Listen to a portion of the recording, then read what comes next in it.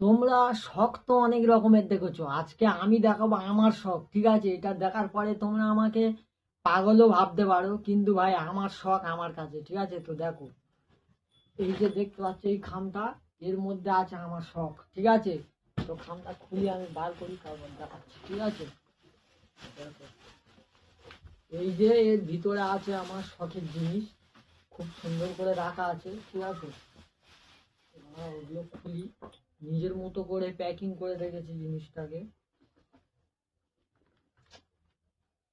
দেখতে পাচ্ছ, এটাই আমার শখ। হ্যাঁ, এবার তোমরা দেখে এবার বলতে পারো যে হেলমেট কারো শখ হয় নাকি। তো হেলমেট কারো শখ নয়, ঠিক আছে, কিন্তু এই যে হেলমেটটা আমি খুবই মানে কষ্টের মধ্যে দিয়ে, মানে অল্প অল্প করে টাকা জমিয়ে জমিয়ে কিনেছি। ওটা বড় কথা নয়, বড় কথা হলো যে আমার কাছে হেলমেট আছে। ঠিক আছে, হেলমেটের মোটর ব্লগিং এর পুরো সেট আপ আছে, তোমাদেরকে দেখাই।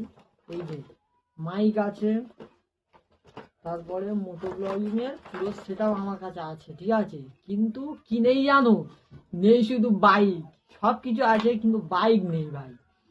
মানে শখটা কত বড় লেভেলের দেখতে পাচ্ছ, বাইক নেই কিন্তু হেলমেট, ভিডিও সেটআপ সব কিছু অল্প অল্প করে টাকা জমিয়ে কিনে রেখে দিয়েছি। তো যদিও আমার পরিস্থিতিও খারাপ, মানে বাইক কেনার মতো পরিস্থিতি এখন নেই, কিন্তু ভাই নিজের শখটা আস্তে আস্তে নিজেই পূরণ করছি। বাড়ির লোককেও বলতে পারি না যে বাইক কিনে দাও, তাদেরকে জোরও করতে পারি না। তো ভাই এটাই হলো আমার শখ, বাইক নেই তো কি হয়েছে, কিন্তু এই যে এগুলো কিনে রেখে দিয়েছি, একদিন নিজের বাইক হবে তো সেটার সাথেই সেট আপ করে চালাবো।